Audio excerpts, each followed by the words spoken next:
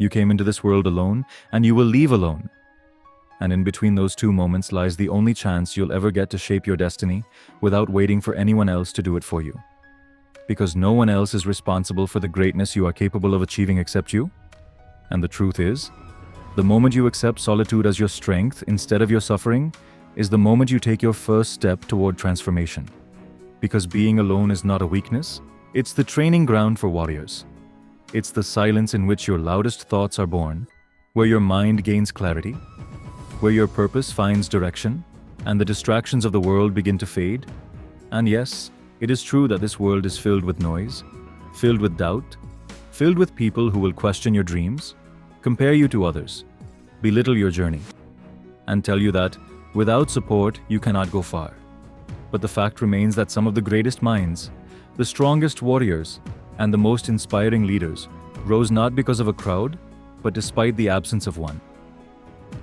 They rose in silence, in pain, in solitude, where they fell again and learned not how to depend, but how to rise without applause, without support, without comfort. And so must you, because your biggest victories will never come from the people who clap for you, but from the battles you win when nobody is watching, from the choices you make when nobody is pushing you, and from the discipline you apply when there is no praise. And that is the secret of the alone. The ones who embrace the grind when no one is looking, the ones who study when no one reminds them to, who train when no one is cheering, who cry but never stop, who fall but never settle. And the truth is, the world will never stop doubting you. It will never stop judging you. It will never stop trying to define you. But you have to define yourself in such a way that the definition drowns their judgment. Because your value is not determined by those who see you. Your value is decided by what you become when they don't. And that happens only in solitude. And yes, it is lonely. Yes, it is hard. And yes, it is uncomfortable. But growth always is.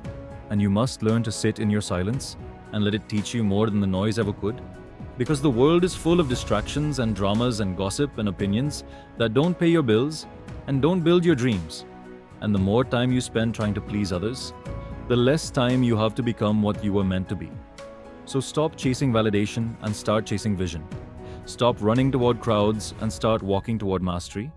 Because those who walk alone build a connection with themselves that the world can't break. And once you have that connection, no failure can defeat you. No betrayal can break you. No loss can finish you. Because you don't stand on support, you stand on strength. And when the world tries to shake you, you don't fall apart. You realign, you adjust, you focus harder, you fight smarter. And if there's anything life has taught us, it's that you don't need 1,000 friends or 1,000,000 followers to do something great.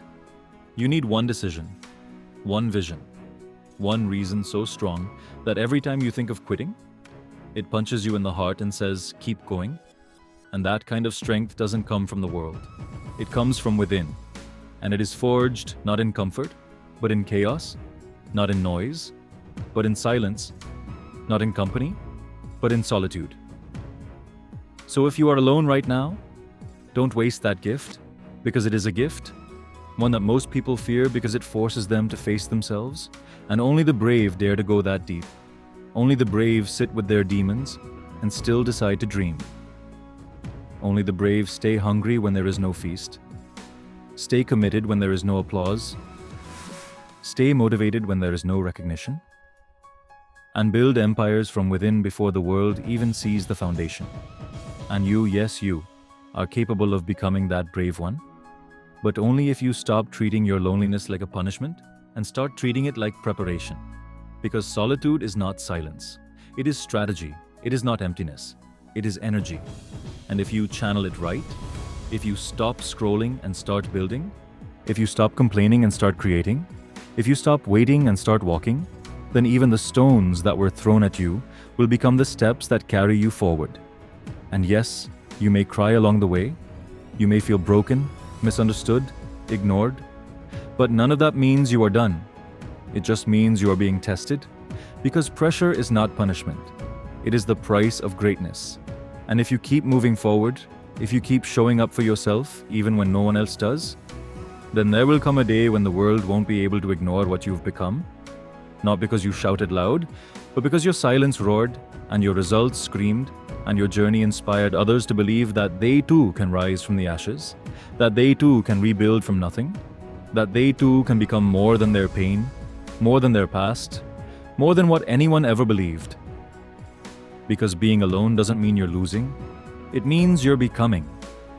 And becoming is always lonely, always painful, always misunderstood until the results show up. And when they do, the world will finally see what Solitude was building all along.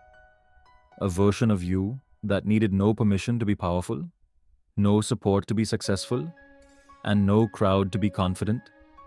Because the fire that was born in the silence is the one that never dies.